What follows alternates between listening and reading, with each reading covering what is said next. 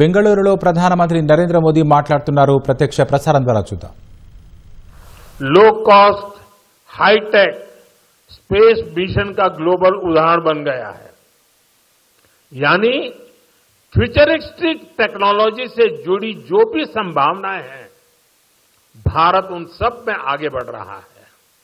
और भारत के इस एडवांसमेंट की सबसे खास बात है एम्पावरमेंट ऑफ पुअर. आप देखिए, आज देश में डिजिटाइजेशन का दायरा गांव-गांव तक पहुंच चुका है. यूपीआई के जरिए दुनिया का 50% से ज्यादा रियल टाइम ट्रांजैक्शन भारत में हो रहा है. दुनिया का 50%. टेक्नोलॉजी की मदद से हम सरकार और नागरिकों के बीच की दूरी कम कर रहे हैं. आज देश में 2200 से ज्यादा सरकारी सेवाएं मोबाइल पर उपलब्ध है. उमंग ऐप से आम नागरिक घर बैठे सरकारी काम निपटा रहा है. डिजी लॉकर से सरकारी प्रमाण पत्रों का झंझट खत्म हुआ है. अब हम एआई पावर्ड थ्रेट डिटेक्शन जैसी टेक्नोलॉजीज में भी निवेश कर रहे हैं. हमारा प्रयास है कि देश में डिजिटल रिवॉल्यूशन का फायदा समाज के आखिरी व्यक्ति तक पहुंचे. और इस प्रयास में बेंगलुरु पूरी सक्रियता से काम कर रहा है. साथियों, वर्तमान उपलब्धियों के बीच अब हमारी अगली बड़ी प्राथमिकता होनी चाहिए टेक आत्मनिर्भर भारत. इंडियन टेक कंपनियों ने पूरी दुनिया में अपनी छाप छोड़ी है. हमने पूरे वर्ल्ड के लिए सॉफ्टवेयर्स और प्रोडक्ट्स बनाए हैं. अब समय है हम भारत की जरूरतों को और ज्यादा प्रायोरिटी दें. हमें नए प्रोडक्ट्स डेवलप करने में और तेजी से आगे बढ़ना है. आज हर डोमेन में सॉफ्टवेयर और ऐप्स का इस्तेमाल हो रहा है. इसमें भारत नई ऊंचाई पर पहुंचे, ये बहुत जरूरी है. जो इमर्जिंग फील्ड्स है, हमें उनमें भी लीड लेने के लिए काम करना होगा.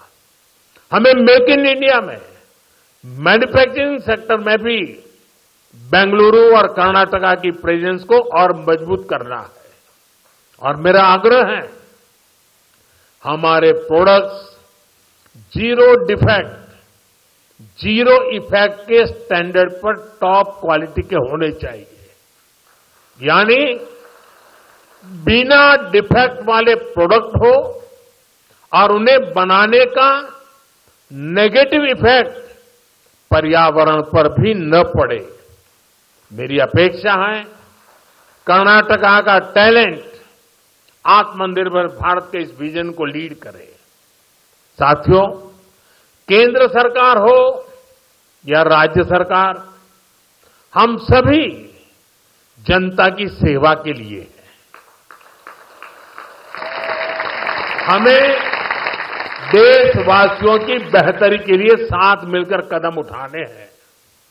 इस दिशा में एक जो सबसे जरूरी जिम्मेदारी है वो है नए रिफॉर्म्स. बीते एक दशक में हमने लगातार रिफॉर्म्स को आगे बढ़ाया है. उदाहरण के तौर पर भारत सरकार ने कानूनों को डीक्रिमिनलाइज करने के लिए जन विश्वास बिल पास किया है. और अब इसका जन विश्वास 2.0 भी पारित करने जा रहे हैं. राज्य सरकारें भी ऐसे कानूनों की पहचान कर सकती हैं जिनमें अनावश्यक आपराधिक प्रावधान हैं, उन्हें खत्म किया जा सकता है. हम मिशन कर्मयोगी चला रहे हैं ताकि सरकारी कर्मचारियों को कॉम्पिटेंसी बेस्ड ट्रेनिंग दी जा सके. राज्य भी अपने अधिकारियों के लिए इस लर्निंग फ्रेमवर्क को अपना सकते हैं. हमने एस्पिरेशनल डिस्ट्रिक्ट प्रोग्राम और एस्पिरेशनल ब्लॉक प्रोग्राम पर बहुत जोर दिया है. राज्य भी इसी तरह अपने यहां ऐसे क्षेत्रों की पहचान कर सकते हैं जिन्हें विशेष ध्यान की आवश्यकता है। हमें राज्य सरकार के स्तर पर भी नए रिफॉर्म्स को लगातार पुश करना चाहिए। मुझे विश्वास है हमारे ये साझे प्रयास कर्नाटका को विकास की नई ऊंचाई पर ले जाएंगे। हम साथ मिलकर विकसित भारत के संकल्प को पूरा करेंगे। इसी भाव के साथ मैं एक बार फिर आप सभी को इन डेवलपमेंट प्रोजेक्ट की बहुत बहुत बधाई देता हूं। बहुत बहुत धन्यवाद।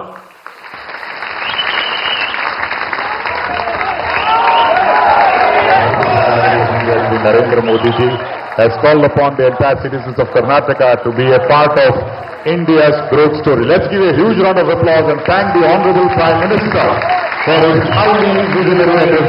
बहुत धन्यवाद sir. Thank you very, very much. ಭಾರತದ ಹೆಮ್ಮೆಯ ಪ್ರಧಾನಮಂತ್ರಿಗಳಾದ ಶ್ರೀ ನರೇಂದ್ರ ಮೋದಿ ಅವರು ವಿಕಸಿತ ಭಾರತದ ಹಾದಿಯಲ್ಲಿರುವಂತಹ ಎಲ್ಲ ಅಭಿವೃದ್ಧಿಯ ವಿಚಾರಗಳನ್ನು ನಮ್ಮೊಂದಿಗೆ ಹಂಚಿಕೊಂಡಿದ್ದಾರೆ. ಧನ್ಯವಾದಗಳು ಕರ್ನಾಟಕ ಜನತೆಯ ಪರವಾಗಿ ಸನ್ಮಾನ್ಯ ಪ್ರಧಾನಮಂತ್ರಿಗಳಾದ ಶ್ರೀ ನರೇಂದ್ರ ಮೋದಿ ಅವರಿಗೆ. Request all of you to kindly be in your seats. ದಯವಿಟ್ಟು ತಾವೆಲ್ಲರೂ ಸಹ ತಮ್ಮ ಆಸನಗಳಲ್ಲಿ ಆಸೀನರಾಗಿರಬೇಕು. We will make the announcement that once we get the clearance so that all of us can leave the auditorium. Till that time, I would request all of you to kindly be in your seats.